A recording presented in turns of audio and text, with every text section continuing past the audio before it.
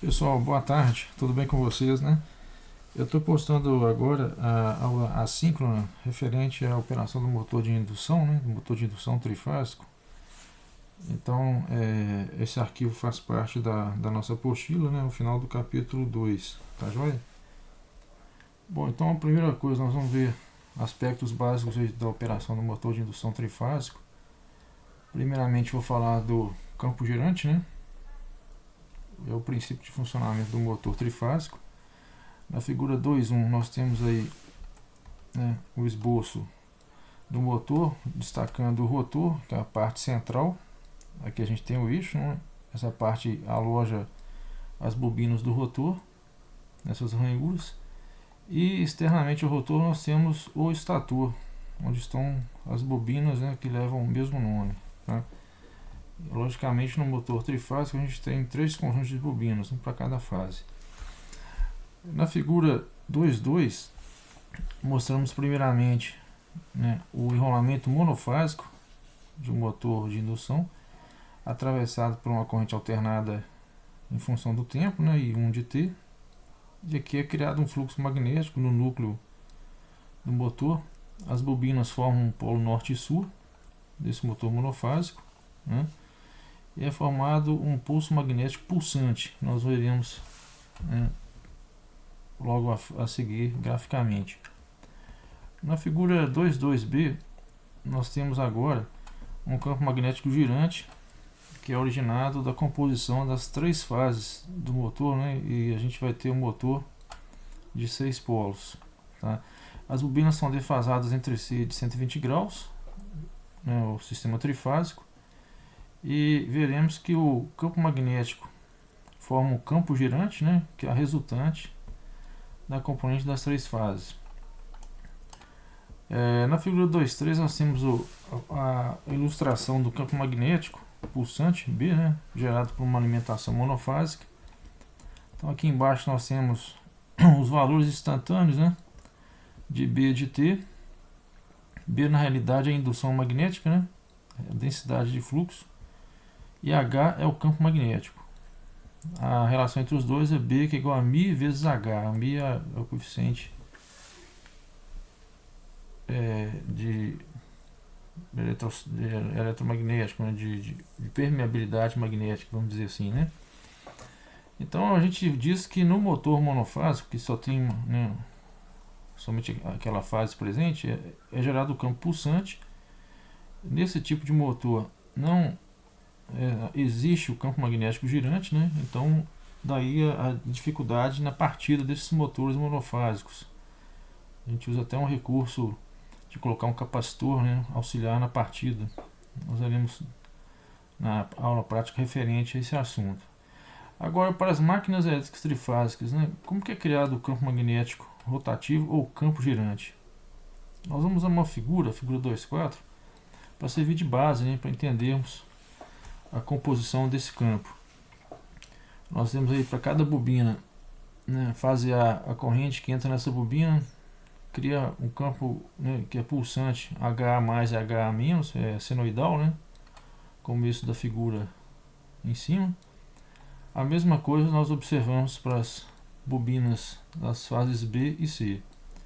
Então a corrente entra, né, pela regra da mão direita, e nesse instante, por exemplo, IB impõe essa polaridade na bobina, HC mais para baixo, HC menos para cima, a orientação, né?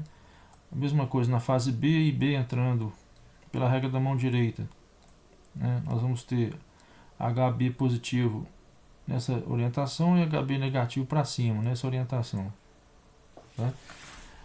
Podemos calcular, né, o campo magnético em função da corrente, porque o campo magnético é proporcional ao número de espiras e a corrente diretamente, né? Então, as equações já são conhecidas aqui na tabela 2.1. Nós vamos ter IA em função de ômega t do ângulo, né? É seno I máximo seno de ômega t. IB está atrasado, então é ômega t menos 120 graus.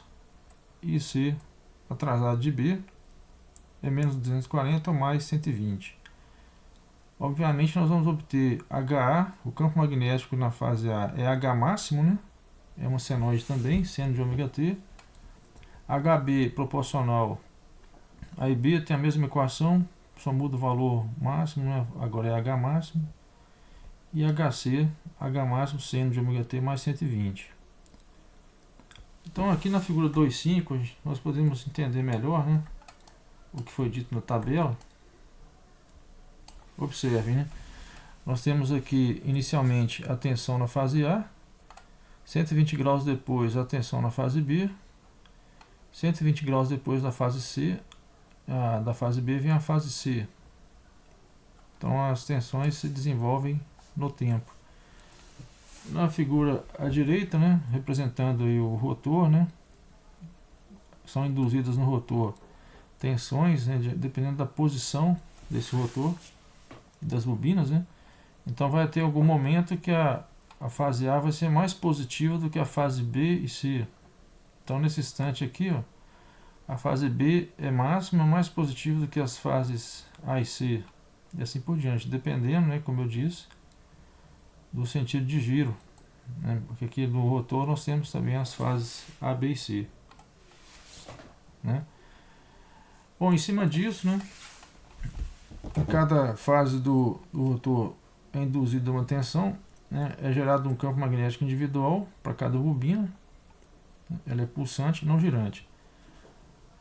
Agora nós vamos deduzir, né, a resultante das três fases. Então, por exemplo, vamos nos basear na figura 2.25 e podemos calcular, né, para qualquer instante ou ângulo dessa figura o valor resultante desse campo magnético, que é a interação dos três. Então eu posso calcular para 0 grau, para 90, como eu destaquei aqui embaixo, 120, 270, 285, qualquer ângulo que corresponde a um instante em milissegundos.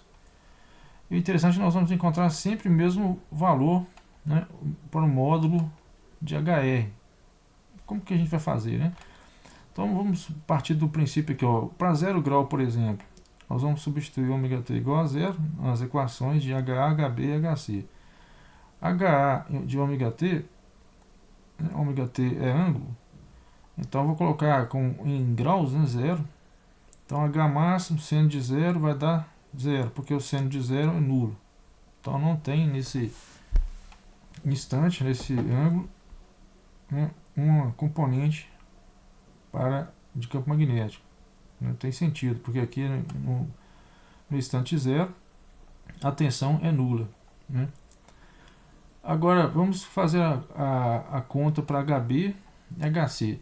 HB de zero é só substituirmos aqui seno de ômega t, eu coloco ômega t como zero, menos 120. Então H máximo seno de menos 120. O seno de menos 120 é menos raiz de 3 sobre 2. Então vezes H máximo, né, fica esse valor, menos raiz de 3 sobre 2 H máximo. Para HC é H máximo seno de ômega t mais 120. Substituindo ômega t como zero, vamos achar H máximo seno de 120 graus, que vai dar positivo, raiz de 3 sobre 2 H máximo. Agora nós vamos desenhar os fasores, né, para o instante zero, ômega t igual a zero. E nós vemos aqui que vamos ter HB menos, né? Por quê? Vamos nos basear nessa figura. Olha só. Como o HB negativo tem essa orientação, deu menos raiz de 3 sobre 2, H máximo, então a direção de HB, né, na bobina dele, né, é essa. Então aqui está representado o fasor HB menos. O HC, que está aqui nessa equação, foi calculado e deu positivo. A orientação de HC, positivo, tem essa orientação. Eu estou mostrando aqui em cima, né? Então está aqui a orientação de HC. Ok? Agora é só, né, realizarmos a composição desses dois fasores, já que HA deu zero não existe. Então a resultante de HB e HC vai ser esse fasor HR que tem essa direção pela, né, regra do paralelogramo, traçando as paralelas a cada fasor. HR aponta horizontalmente para a esquerda. Então nesse instante de 0 grau, né, onde ômega t é 0 grau, o campo magnético girante tem essa orientação. Tá? Para calcular o valor, o módulo desse fasor, né, nós temos aqui um triângulo onde temos dois ângulos de 30 graus, o outro só pode ser de 120.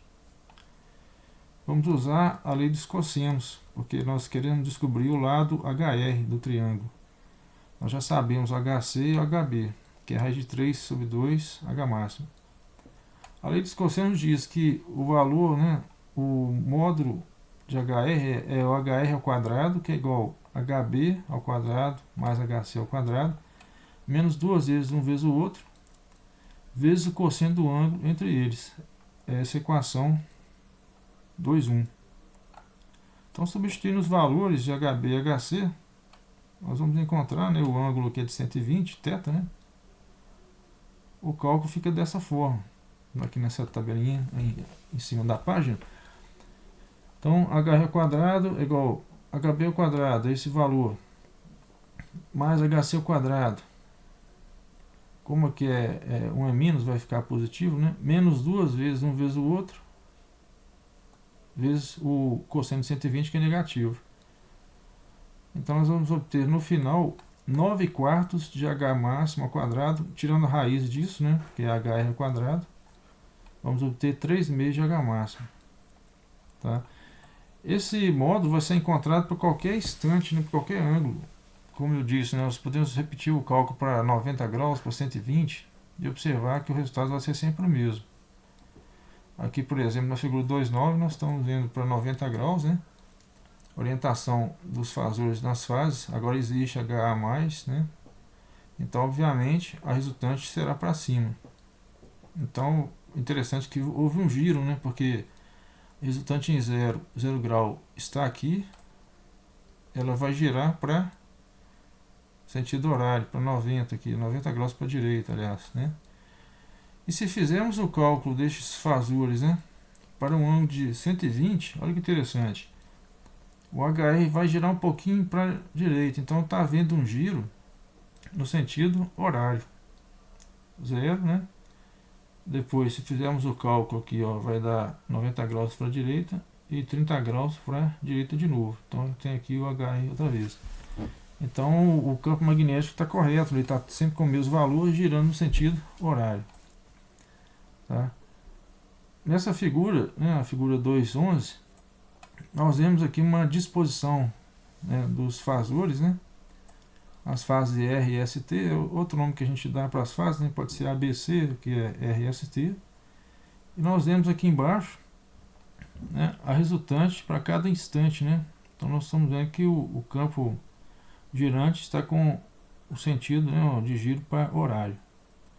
Para invertermos, né, o sentido de giro do campo girante, ou seja, vamos girar o motor para o outro lado, anti-horário, basta invertermos, né, o sinal, né, das equações, de duas das equações, né, nós somos três, né, ou seja, vamos trocar duas das três fases.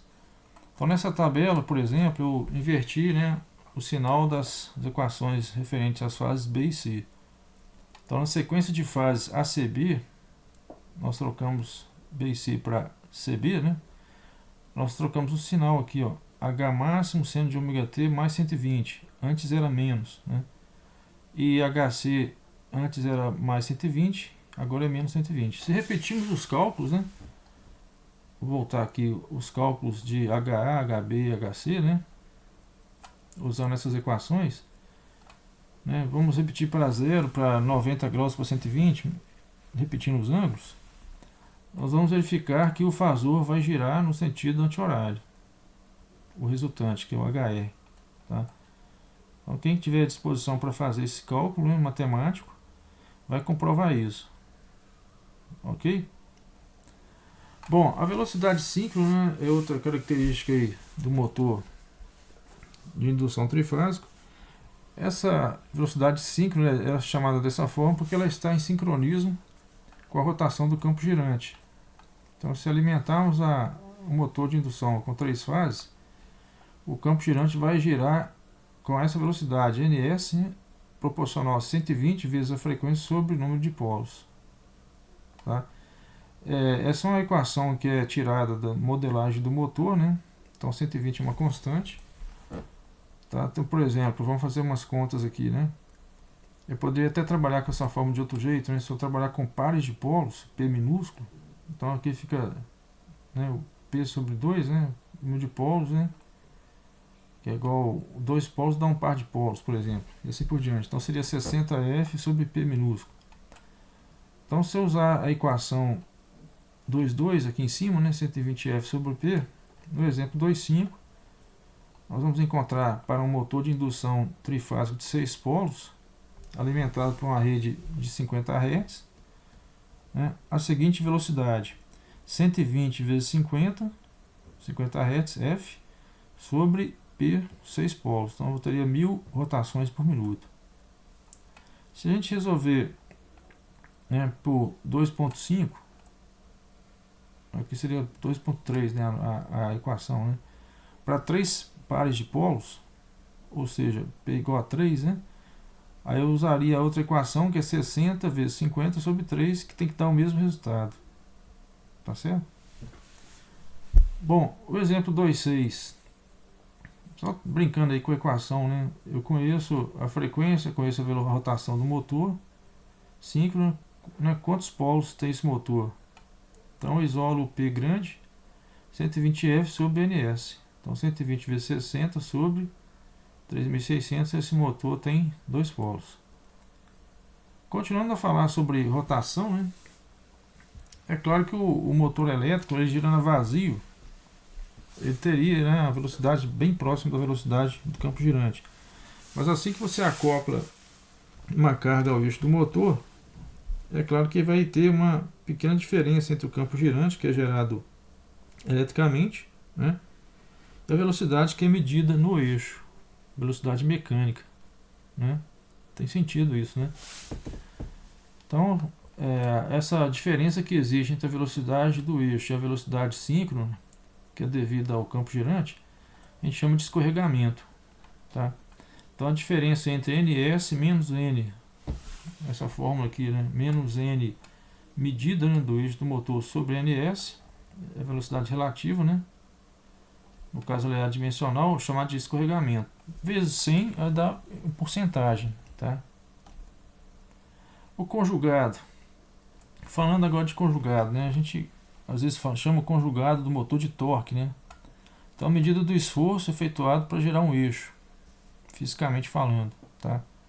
Se a gente tiver aqui um balde, um recipiente com areia, cimento aqui, né, água, etc., eu vou exercer uma força nessa manivela que está distante do eixo desse cilindro, né, para movimentar, né, suspender ou abaixar esse balde, né. Imagina se eu fizesse isso com um elevador, né, eu fosse tocar manualmente um elevador, tá? Então nós temos aqui o fasor F, a força que eu exerço na manivela, que é distante do eixo de uma distância d, né? E isso a gente mede, né, esse esforço, né, a gente chama isso de conjugado ou torque, é o trabalho que realizo para erguer essa carga ou descê-la, né, com uma velocidade constante, por exemplo, tá? Vamos imaginar que esse balde tenha um peso de 20 newtons, né, por exemplo, né, esse sistema. Então o diâmetro do tambor sendo de 0,2 metros, né, aí eu vou exercer um torque, aí, um trabalho, né, de F vezes D, newton metros, né, força newton e distância em metros. Então o diâmetro sendo de 0,2, a distância, né, do braço da alavanca até o centro do eixo desse rotor, entre aspas, né, é 20 vezes 0,1, que é 2 Nm. Tá? Se eu quiser manter essa força, né, constante, contrabalancear o peso aqui, né, eu posso manter ele em equilíbrio, por exemplo, exercendo a mesma força ou exercendo uma força maior, né. Quero manter o balde parado, por exemplo, né. Então, se eu alterar o comprimento, tá, vamos supor que eu quero agora exercer uma força menor, então eu vou ter que alterar, né, a distância da manivela até o balde, que tem sentido, né, uma distância aí da alavanca até o centro do rotor, né, pela equação 2,5, quanto maior né, a distância entre a manivela e o centro do rotor, menor será a força necessária para movimentar esse balde ou mantê-lo, né, em equilíbrio. Então aqui, né, a gente colocando na equação para o mesmo trabalho, né, 2 Nm, vamos ter F3D3, eu teria uma força aí, F3 é 2 dividido por 0,4, então teria uma força menor, né, de 5 newtons.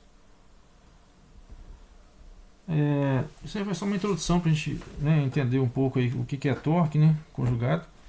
Então no motor elétrico é a mesma coisa, né, só que o motor ele tem umas condições aí, né, aqui é uma curva geral que estou mostrando para vocês na figura 2.13. É uma curva de conjugado vezes velocidade do motor CA.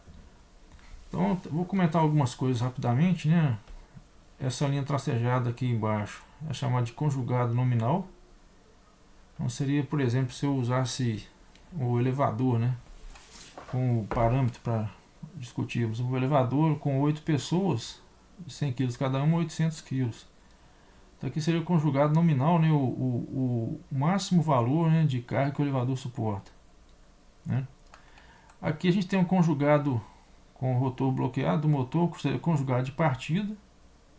Ele tem que ser maior, obviamente, do que o conjugado nominal. O conjugado mínimo, né, também ele tem que ser maior, o mínimo não pode ser menor do que o nominal. E nesse ponto a gente tem um conjugado máximo desenvolvido pelo motor. A partir daqui a velocidade vai aumentando, né? O eixo X é a rotação do eixo do motor, a velocidade aumentando, é lógico que o conjugado vai caindo. Ele vai cair até zero, onde a gente tem a velocidade máxima, né, que é a do campo girante. Não tem nada acoplado ao eixo do motor, então aqui estou girando com a máxima velocidade, que é a síncrona, tá? Aqui a gente tem a velocidade nominal, né, o ECN, tá? Se eu encontrar com o conjugado nominal nesse ponto, nessa coordenada, nós temos que velocidade nominal e velocidade síncrona. A diferença entre as duas, nós falamos, é o escorregamento, tá, do motor. Nem sempre, né, o motor vai estar com conjugado com velocidade nominal, tá, gente? Então essa velocidade está variando aqui ao longo do eixo X, né? Então aqui nós temos algumas definições, né, como eu já falei, depois vocês leiam com calma, né, a definição de cada conjugado dentro da curva, né?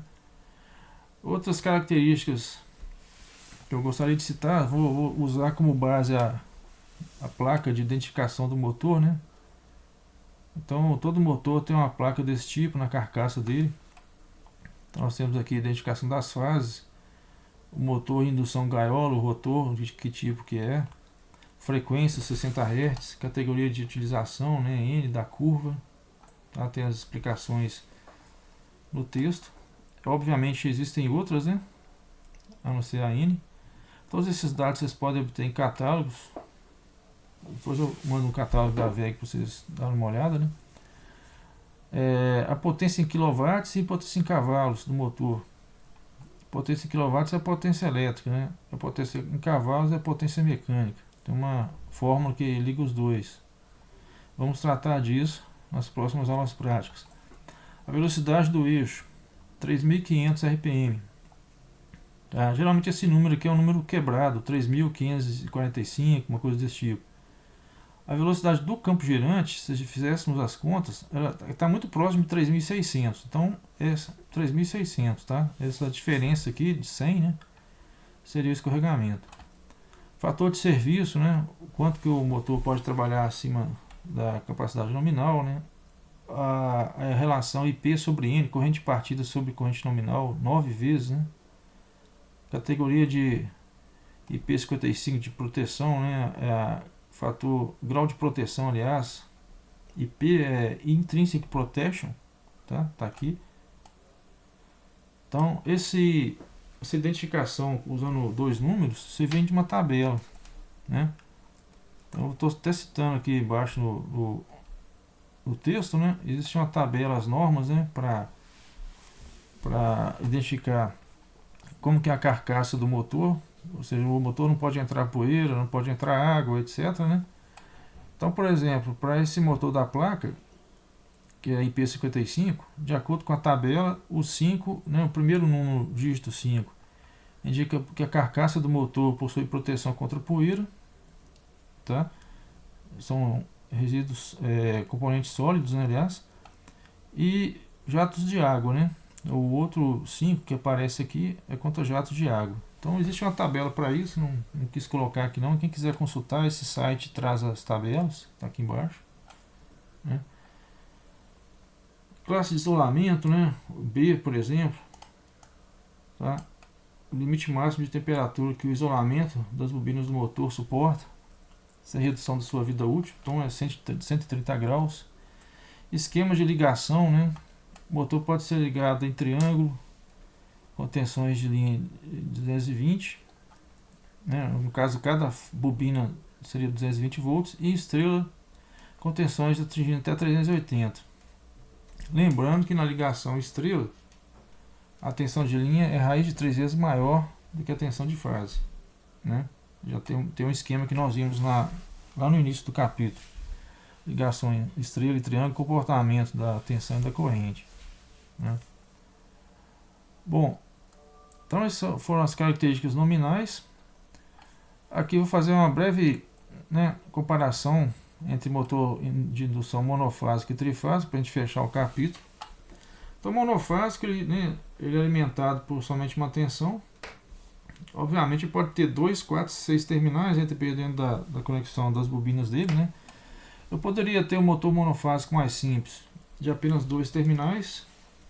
Então ele só teria uma bobina, tá? O motor de 4 terminais, ele tem, né, 2 bobinas, são numeradas 1 e 3, 2 e 4, como na figura 2.15. Então nessa conexão, a tensão de alimentação é em 127, né, ou 110 volts. E nessa conexão em série, as 2 bobinas em série, né, eu estaria trabalhando, né, com a tensão, né, das duas em 220, 110 volts para cada uma. O motor monofásico de 6 terminais, ele tem um terceiro enrolamento, está aqui em azul, onde a gente tem um enrolamento, uma bobina em série com capacitor auxiliar de partida, esse capacitor identificado pela letra C, e a chave centrífuga, uma chave mecânica, tá? Esse enrolamento secundário é adicionado às bobinas L1 e L2 para fazer, né, a partida, né, porque como não existe o torque girante nesse motor, no monofásico, a gente usa esse enrolamento auxiliar para que aconteça a partida, né, de forma autônoma, né, vamos dizer assim. Então, as conexões possíveis, né, em 127 volts, nós teríamos as bobinas todas em paralelo. Então a numeração aqui 135, 246. Em 220 volts, nós teríamos a bobina 1 e 2 ligada com essa combinação em paralelo. Então 110 volts para cá, 110 volts para cá, né? Uma discussão aí, né, de motores monofásicos e trifásicos, né? Obviamente o motor de indução trifásico, né, ele tem vantagens, né, uma superioridade, mais econômico, né, na construção, na utilização. Atualmente o mais utilizado para acionamento de compressores, bombas, ventiladores, né? Tem também o fato da rede de distribuição de corrente alternada hoje está praticamente toda trifásica, né? Então a gente encontra a fabricação voltada mais para motores trifásicos industriais, né? E o uso do motor de indução trifásica se justifica com a potência a partir de 2 kW. Para potências menores ainda é indicado motor de indução monofásica, né? Então, vantagens, né? Partido mais simples, né, em relação ao monofásico, ruído menor e menor custo, resumidamente, né, falando. A configuração mais econômica, né, para a fabricação é o motor de indução de válvula de esquilo. Então, praticamente 90% dos motores CA fabricados são desse tipo. Bom, o motor monofásico tem essas desvantagens, né? Vamos voltar a falar disso mais para frente. Então apresenta maior volume e peso para potências e velocidades iguais ao trifásico. Então o peso e o volume 4 vezes maior, né? Então o custo obviamente é mais elevado do que os motores trifásicos de mesma potência e velocidade, né? Vão necessitar de manutenção mais apurada, devido ao circuito de partida e seus acessórios, né? Possui menor conjugado de partida disponível. São difíceis de encontrar no comércio para potências mais elevadas. Acima de 10 cavalos é melhor usar o motor trifásico. E vai alcançar apenas 60 a 70% da potência do motor trifásico do mesmo tamanho. Então a densidade de potência neles é menor. Ou seja, apresenta mais perdas, né? E não é possível a reversão, né, direta do sentido de rotação nos motores monofásicos. No trifásico isso é possível, no monofásico não.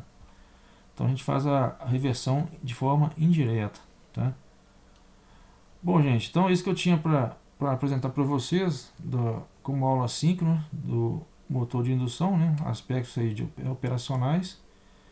E façam o exercício avaliativo 3, que traz algumas questões sobre esse texto.